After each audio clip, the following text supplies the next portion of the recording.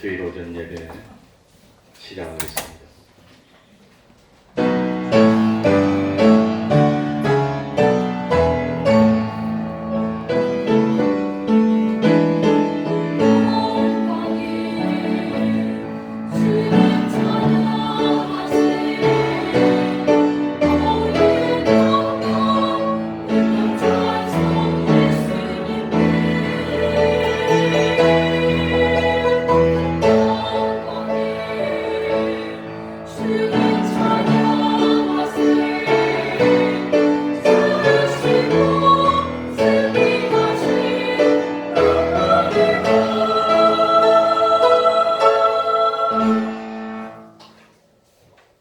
하나님 아버지, 거룩한 주일을 허락하여 주시고 우리를 하나님의 전으로 불러주신 이 은혜 진실로 감사드리고 중심으로 감사드립니다. 하나님 아버지, 성도의 본분이 하나님을 경외하고 그 말씀에 청종하는 것인 줄 압니다. 하나님께서 오늘날 저희들에게 주시는 그 말씀을 삼가 듣고 그 하나님의 말씀에 우리 정성과 힘과 뜻과 마음을 다 기울여서 순종하여 하나님 오늘날 우리들에게 주시는 그 모든 축복을 받아 항상 하나님의 백성인 우리들이 위에만 있고 아래에 있지 않고 꾸어줄지언정 꾸이지 않고 들어가도 복을 받고 나가도 복을 받는 복된 하나님의 백성들이 돼서 우리 하나님에게 기쁨이 되게 하여 주옵소서. 세상 모든 사람들에게 하나님의 살아계심을 나타낼 수 있는 복된 삶을 사는 저희들이 다 될 수 있도록 은혜 베풀어 주옵소서. 우리 태평동교회 권속들이 진실로 알곡이 되게 하여 주시고 쭉정이가 되지 않도록 하여 주옵소서. 모든 형편들이 좋고 순탄할 때는 기쁨으로 하나님을 섬기다가 세상이 어렵고 힘들어질 때는 믿음을 후퇴하고 하나님을 외면하는 그런 믿음 되지 않도록 하나님 아버지 갑절의 영감으로 붙들어 주시고 진실로 하나님을 아는 지식으로 점점 자라가서 세상 어떤 일이 있더라도 흔들리지 않는 믿음, 변치 않는 믿음, 초지일관한 그 믿음 가질 수 있는 저희들이 되게 하여 주옵소서. 하나님 아버지, 우리 태평동교회를 주님의 보혈로 깨끗게 하여 주셨으니 이제는 참 모든 뜻과 정성을 다 기울여서 참으로 하나님 앞에 거룩한 삶을 살고 경건하고 참 의로운 삶을 살아서 참 주님이 오시는 그날을 사모하고 기다리는 그런 복된 믿음 될 수 있도록 하여 주옵소서. 이 시간 마음은 간절하지만 여러 가지 사정으로 하나님 앞에 나오지 못한 성도들이 있습니다.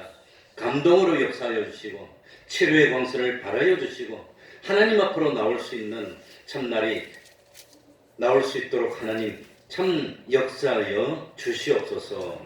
주님의 이름으로 모인 곳곳마다 하나님의 은총이 함께하여 주시기를 바라며 예수님 이름으로 기도하옵나이다. 아멘. 다같이 자리에서 일어나셔서 찬송가 27장입니다.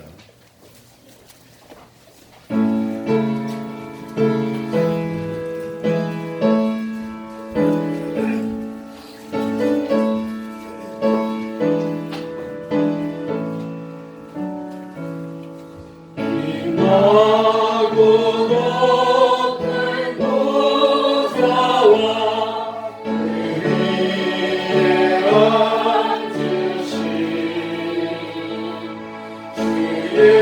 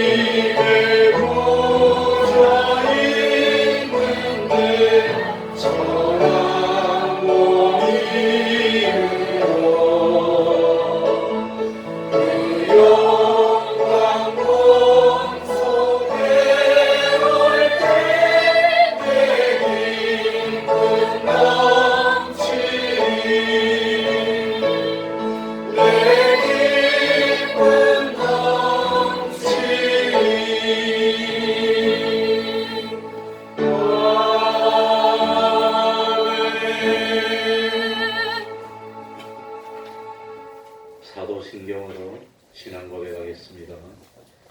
전능하사 천지를 만드신 하나님 아버지를 내가 믿사오며 그 외아들 우리 주 예수 그리스도를 믿사오니 이는 성령으로 잉태하사 동정녀 마리아에게 나시고 본디오 빌라도에게 고난을 받으사 십자가에 못 박혀 죽으시고 장사한 지 사흘 만에 죽은 자 가운데서 다시 살아나시며 하늘에 오르사 전능하신 하나님 우편에 앉아 계시다가 저리로서 산자와 죽은 자를 심판하러 오시리라. 성령을 믿사오며 거룩한 공예와 성도가 서로 교통하는 것과 죄를 사하여 주시는 것과 몸이 다시 사는 것과 영원히 사는 것을 믿사옵나이다. 아멘. 자리에 앉으셨습니다.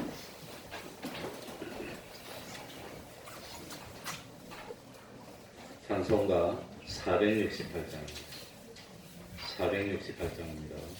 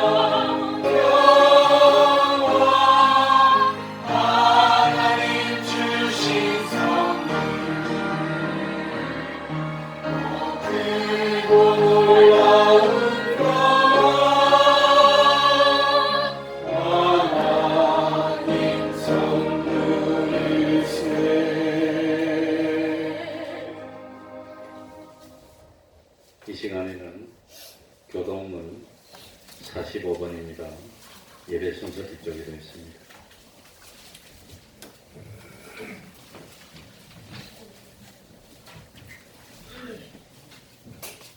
교동문 45번입니다. 교도하겠습니다.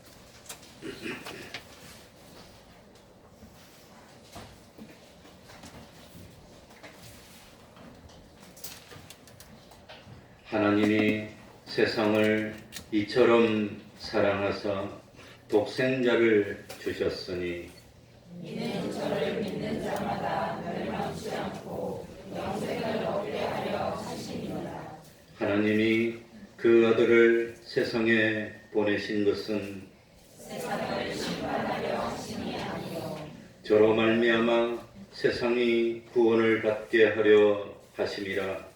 저를 믿는 자는 심판을 받지 아니하는 것이요 믿지 아니하는 자는 하나님의 독생자의 이름을 믿지 아니하므로 벌써 심판을 받은 것이니라. 그 정죄는 이것이니 곧 빛이 세상에 왔으되 사람들이 자기 행위가 악함으로 빛보다 어둠을 더 사랑한 것이니라. 악을 행하는 자마다 빛을 미워하여 빛으로 오지 아니하나니 이는 그 행위가 드러날까 하니요 진리를 좇는 자는 빛으로 오나니 이는 그 행위가 하나님 안에서 행한 것임을 나타내려 함이라.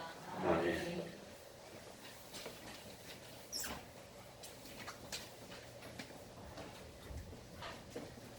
이제 주영강 성가대 찬양이 있겠습니다.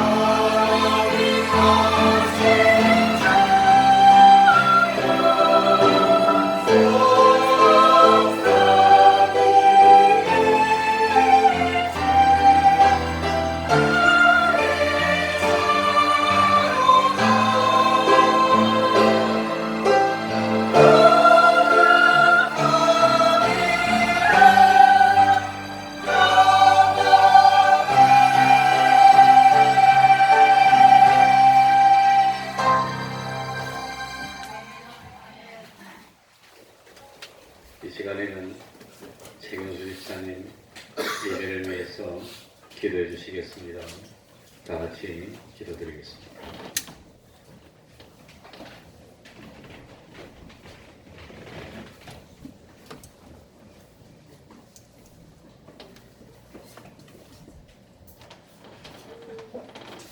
여호와께 감사하라. 그는 선하시며 그 인자하심이 영원하리로다.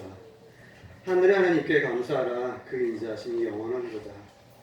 사랑과 은혜와 자비가 풍성하신 하나님 아버지, 거룩한 주의 날 주의 전에 불러주시고 은혜와 은총의 담비로 주님의 영광을 경험하게 하시며 감사드리며 찬양과 존귀와 영광을 드립니다. 생명의 풍성함을 온 땅에 주시어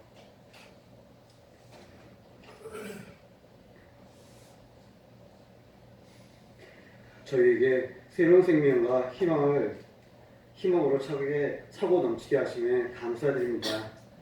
사랑의 하나님 아버지, 이제 주님의 택하신 받은 자녀들이 주의 전에 모였사오니 주께서 그 자리에 함께 하시어 우리의 영육을 어루만져 주시고 거룩하게 구분하여 주시옵소서.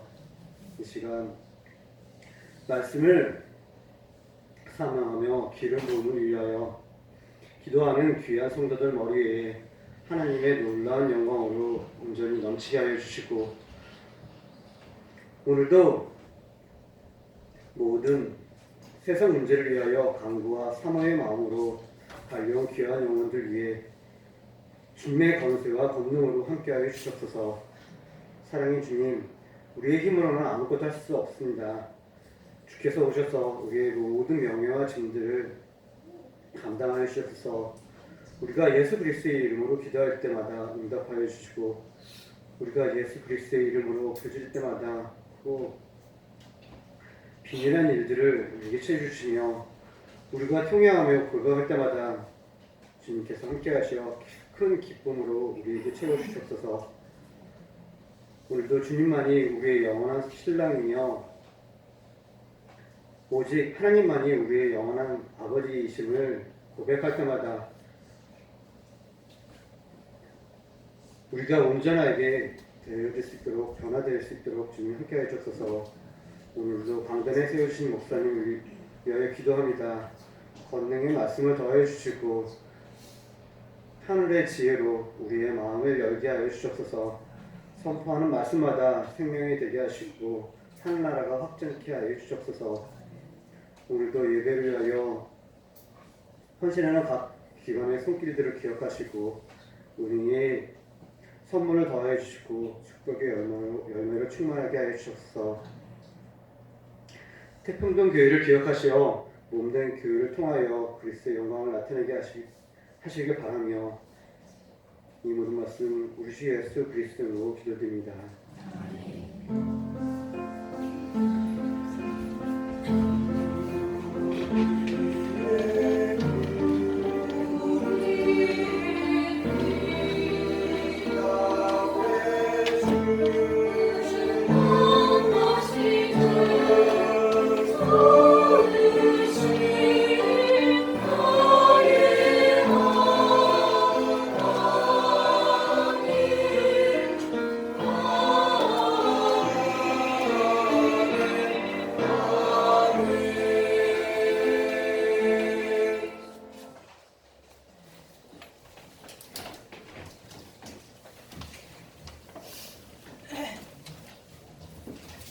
하나님의 말씀 마태복음 10장 1절입니다.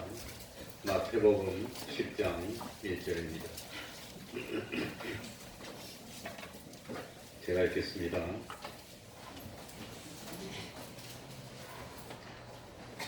예수께서 그 12 제자를 부르사 더러운 귀신을 쫓아내며 모든 병과 모든 약한 것을 고치는 권능을 주시니라. 12 사도의 이름은 이러하니 베드로라 하는 시몬을 비롯하여 그의 형제 안드레와 세베대의 아들 야고보와 그의 형제 요한, 빌립과 바들롬, 도마와 세리마테, 알페오의 아들 야고보와 다데오, 가나안인 시몬과 및 가룟 유다 곧 예수를 판 자라. 아멘.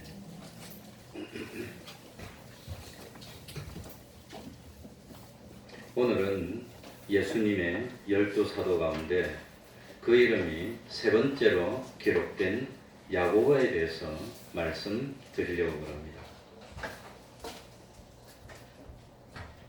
아마 성경에 나오는 이름 가운데 가장 흔한 이름 중에 하나가 야고보입니다. 우리가 알고 있는 야고보만 하더라도 제일 먼저는 예수님의 육신의 동생 야고보가 있습니다. 예수님의 육신의 동생 야고보는 별명이 뭔지 압니까 혹시? 예? 낙타무르. 야, 낙타무르. 저도 그 책이 있습니다. 보통 예수님의 그 육신의 동생 야고보는 의인 야고보라고 합니다. 물론 낙타무르로 유명하긴 하지만, 그리고 성경에는 주의 형제 야고보 이렇게 기록이 되어 있습니다. 그러니까 야고보는 주님의 형제가 있고, 그 다음 예수님의 제자 중에서 야고보라고 하는 이름을 가진 사람이 몇 명이죠? 두 사람입니다. 두 사람. 그래서 한 사람은 오늘 2절에 나오는 세베대의 아들 야고보, 다른 한 사람은 3절에 나오는 누구지요? 알페오의 아들 야고보. 그러니 예수님의 12제자 가운데만 야고보가 두 사람이 있는 것 보면 이 제이콥이라는 이름이 얼마나 참 흔했던 이름이고 또 귀중한 이름인지 참 모릅니다. 근데 우리는 이 참 세베대의 아들 야고보, 그 다음에 알테오의 아들 야고보, 이 두 사람의 야고보를 구별하기 위해서 세베대의 아들 야고보를 무슨 야고보? 큰 야고보. 알페오의 아들 야고보를 무슨 야고보? 작은 야고보. 작은 야고보라는 말이 마가복음 15장 40절에 나옵니다. 오늘 말씀드리려고 하는 것은 세베대의 아들 야고보, 큰 야고보입니다. 이미 말씀드린 대로 예수님의 12제자들은 4명씩 세 그룹으로 나누어져 있습니다. 그 중에 첫 번째 그룹에 속하는 사람들이 베드로, 또 누구였지요? 안드레, 그 다음 누구지요? 야고보, 요한, 4사람입니다. 이 4사람이 첫 번째 그룹에 속했고 성경의 12제자 가운데 가장 많이 언급되고 있고, 심지어 이 4사람 가운데서도 안드레를 뺀 3사람, 베드로와 야고보와 요한, 이 3사람은 얼마나 성경에 3사람이 많이 나오는지 몰라요. 사실은 이 3사람을 따로 빼가지고 한 그룹으로 나눠야 될 만큼 이 베드로, 안드레, 야고보, 안드레가 아니죠, 베드로, 야고보, 요한, 이 3사람은 정말로 많이 나옵니다. 그래서 보면은 그 베드로, 야고보, 요한 3사람은 마태복음 17장에 변화산에 올라갈 때도 이 3사람만 데리고 올라갑니다. 또 회당장 야이로의 딸을 살리는 자리에도 이 3사람만 같이 갑니다. 베드로의 장모의 열병을 고칠 자리에도 이 3사람이 함께 했습니다. 예수님께서 감람산에서 성전에 대하여서 마주 앉았을 때도 이 3사람이 같이 했고, 특별히 예수님이 십자가를 지는 전날 밤에 기도하러 갔을 때 이 3사람은 같이 데리고 가서 기도를 하고, 너희가 깨어있어 시험에 들지 않게 기도하라 그러면서 기도하라고 특별히 3사람을 데려갔으니까 이 3사람이 참 얼마나 주님의 사랑을 받았나. 그러니까 이 야고보도 참 주님의 사랑을 많이 받았던, 예수님 최측근에서 가까이에서 모셨던 복된 사람이었습니다. 야고보의 인적 상황에 대해서 말씀드립니다. 야고보는 아버지가 누구였지요? 세베대. 오늘 여기 보니까 2절에 나오지요. 세베대의 아들 야고보. 일부러 이렇게 붙인 것은 야고보가 두 사람이니까 구별하기 위해서. 그래.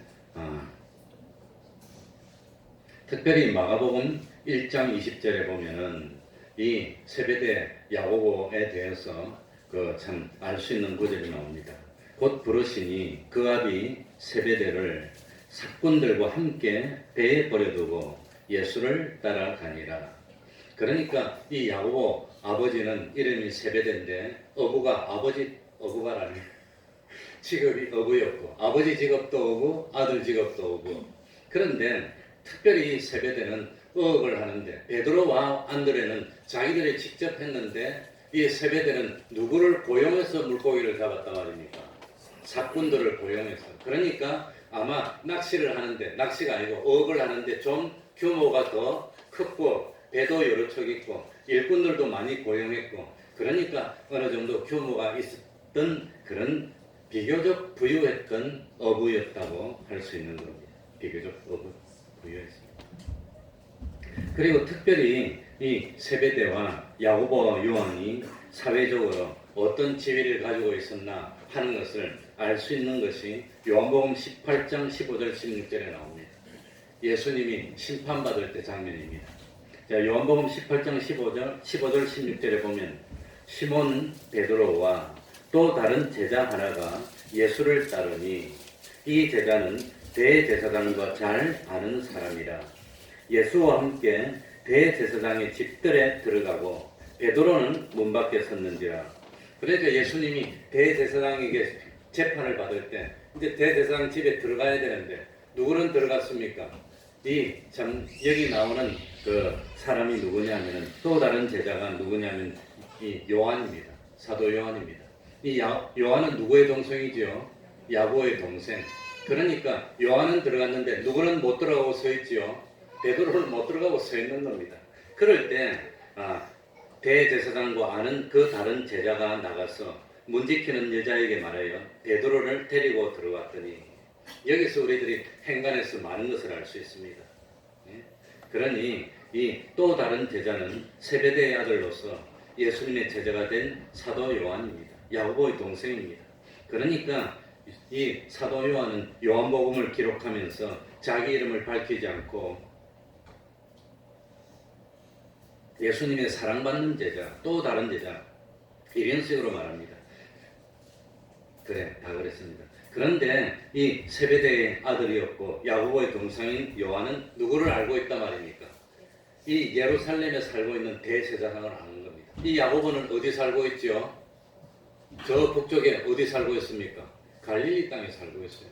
우리나라로 말하면 이 뭡니까? 야고보는 저 대전쯤에 살고 있고 예수님은 이 서울에 살고 있는, 대제사장은 서울에 있는데 그 멀리 있으면서도 대제사장하고 뭘 알고 있단 말입니까? 얼굴을 알고 있어요. 왜 알고 있었을까? 왜 알고 있었을까? 이거는 뭐 소설입니까? 왜 알고 있었을까? 아마도 이 참 세베대는 조상 때부터 어부로 유명했던 것 같습니다. 물고기를 잘 잡기로. 그런데 이 예루살렘은 갈릴리하고 머니까 이 바닷가에서 머니까 물고기를 먹기가 힘들어요.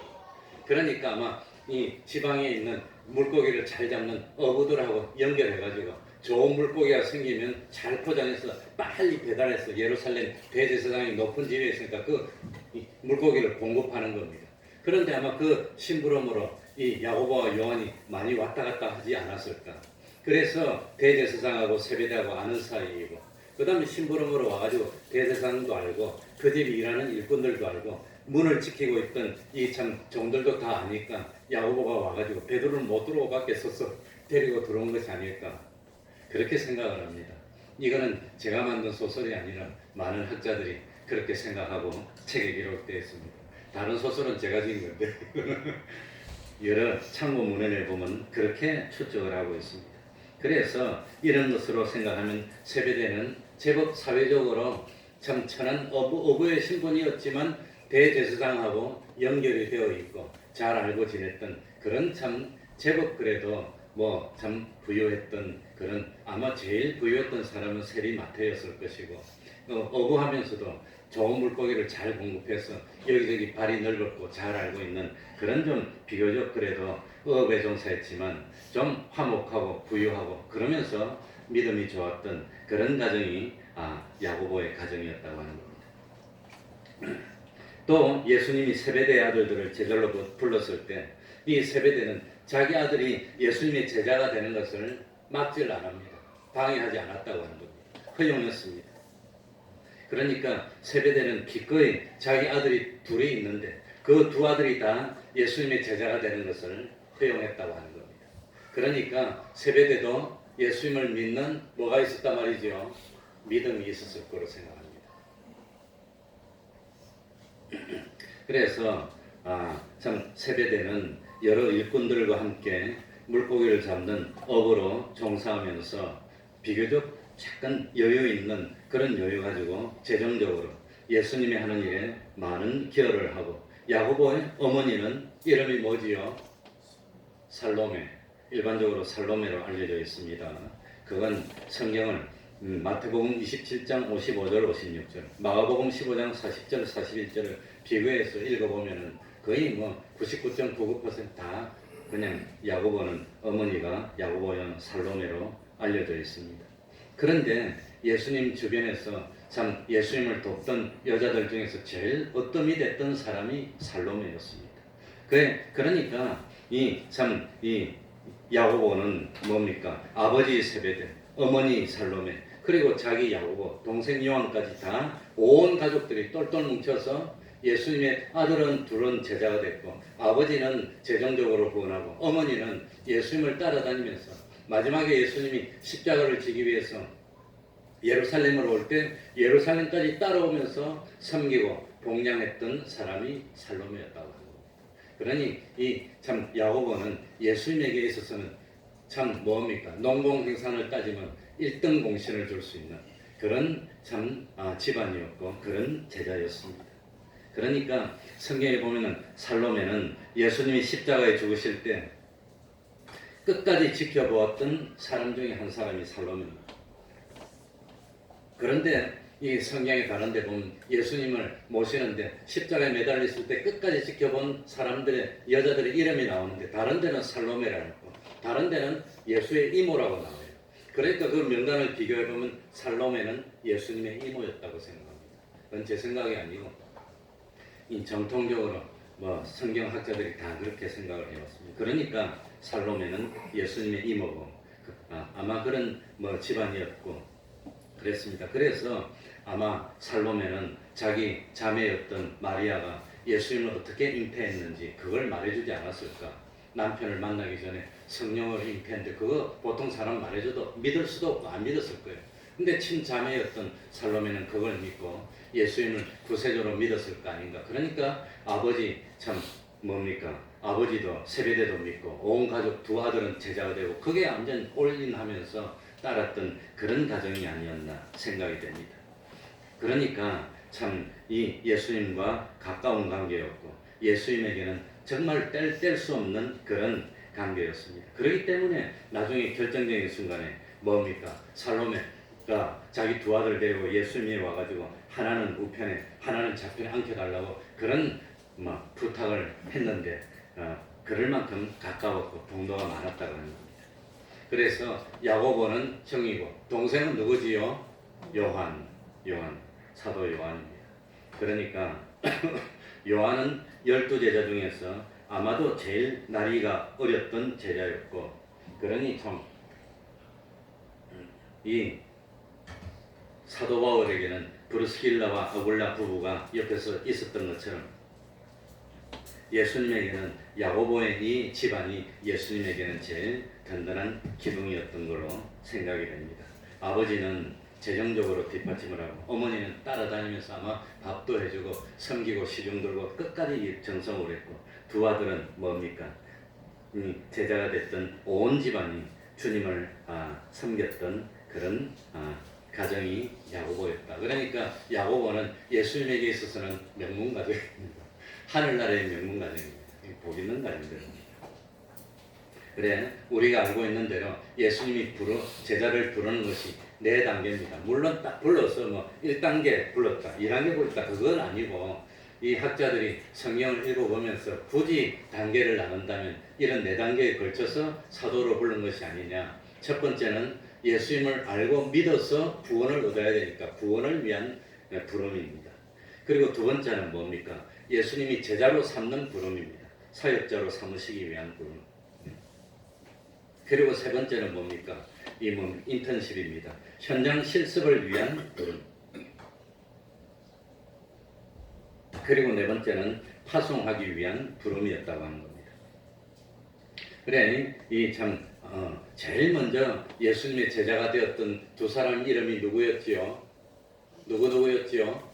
안드레와 요한, 안드레와 요한입니다. 그래 안드레는 최초의 신자, 최초의 전도자, 최초의 뭐 선교사, 아무튼 뭐 그런 제목들이 많았고, 그런데 최초로 예수님이 제자를 부를 때 누가 없었단 말입니까? 야고보는 없었습니다. 그래가지고 이 두 사람이 제일 먼저 예수님을 믿게 됐고, 그 다음에 또 예수님을 떠나서 갈릴리 바다로 갔을 때 이번에는 예수님이 제자로 삼기 위해서 두 번째 불렀습니다. 그건 누가복음 5장에 나옵니다. 말씀에 의지하여 그물을 던지리이다. 그래 그물을 던졌더니 실제로 고기가 잡히는 모습을 보고 베드로가 죄인입니다. 회개하고 신실론자, 그때부터는 완전히 예수님의 제자가 되는 겁니다. 이때 누구도 같이 예수님의 제자가 됐지요. 야고보도 제자가 됐다고 합니다. 그래서 예수님의 최초의 제자는 안드레하고 사도 요한이고, 두 번째 제자는 누구였지요? 베드로. 세 번째로 야고보가 들어온 겁니다. 누가복음 5장에서. 그래서 이 참 야고보는 처음에 예수님을 만났을 때부터 물고기가 기적으로 많이 잡히는 기적을 체험하고 제자로 들었었던 사람이 야고보입니다. 그러면 이 예수님은 야고보와 요한의 형제에게 특별한 이름을 붙여줬는데 그 이름이 뭐지요? 그 이름이 마가복음 3장 17절, 우리 마가복음 할 때 나왔는데, 또 세베대의 아들 야고보와 야고보의 형제 요한이니 이 둘에게는 무슨 이름을 줬죠? 보아누게, 뭡니까? 우리의 아들 이런 이름을 더하셨으며. 그러니까 야고보와 요한은 뭡니까? 우리의 아들, 번개 같은 그런 참 천둥 이런 별명을 예수님이 지어줬으니까 이 성격이 참 느긋하고 그랬습니까? 아주 불같은 성격이란 말입니까? 성격이 불이었어요, 야고보는. 그래서 예수님은 야고보와 요한에게 우리의 아들 보아누게라는 그런 별명을 줬습니다. 그러니까 야고보는 이건 뭐 참 차분한 성격, 아주 그냥 냉정하게 잘 따져보고 조심스럽게 하는 성격이 아니라 그냥 불같이 확 나가서 그냥 뭐 덤비는 그런 성격이 야고보였다고 하는 겁니다. 그런데 이 야고보의 신앙이 어디 나타나느냐? 두 번째 야고보의 신앙에 대해서 첫 번째 알 수 있는 일화가 누가복음 9장 51절에서 56절에 나옵니다. 제가 읽어보겠습니다. 한번 찾아볼 거예요. 누가복음 9장 51절부터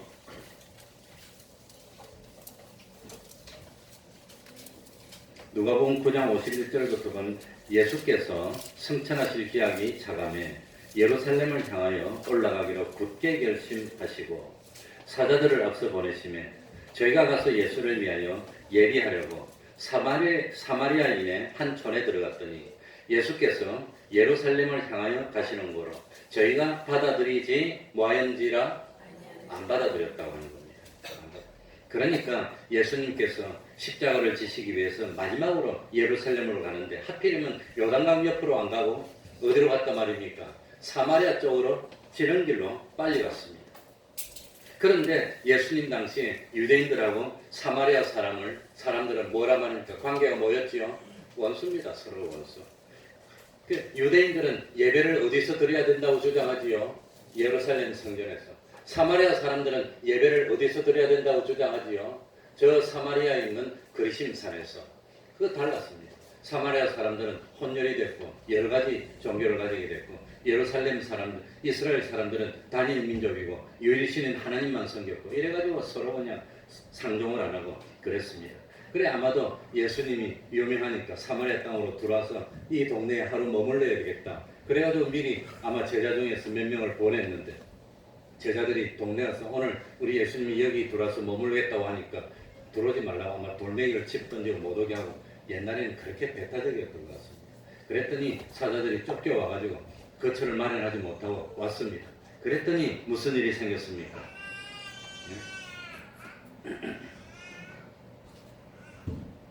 그런데 사실은 그 뭡니까? 요한복음 4장에 보면 예수님은 이미 사마리아 중에서도 특별히 수가라는 동네에 들어갔을 때는 그 수가에 있는 사람들이 참 뭡니까? 예수님을 영접했고 특별히 예수님에게 이틀이나 머물게 해달라고 그랬어. 예수님이 사마리아 땅에 이틀을 머물면서 그 사람과 같이 밥을 먹고 잠을 자면서 복음을 전했어. 그 마을이 다 전도되었던 그런 경험이 있는 곳입니다. 사마리아. 그런데 이번에 이 동네는 예수님을 아마 배척을 하고 그랬던 모양입니다. 그랬더니 이 모습을 본 이 성격이 급한 사람이 누가 났어야 되지요? 베드로가 났어야지. 베드로가 제일 급해서 앞장섰는데. 근데 이번에는 베드로는 가만히 있고 누가 났습니까? 야고보와 요한이 났어가지고. 누가복음 9장 54절에 제자 야고보와 요한이 이를 보고 가로되 주여 우리가 불을 명하여 하늘로 쫓아내려 저희를 멸하라 불살라 뿌려서 죽여버립시다. 기분이 나쁘니까 누가 그랬단 말입니까?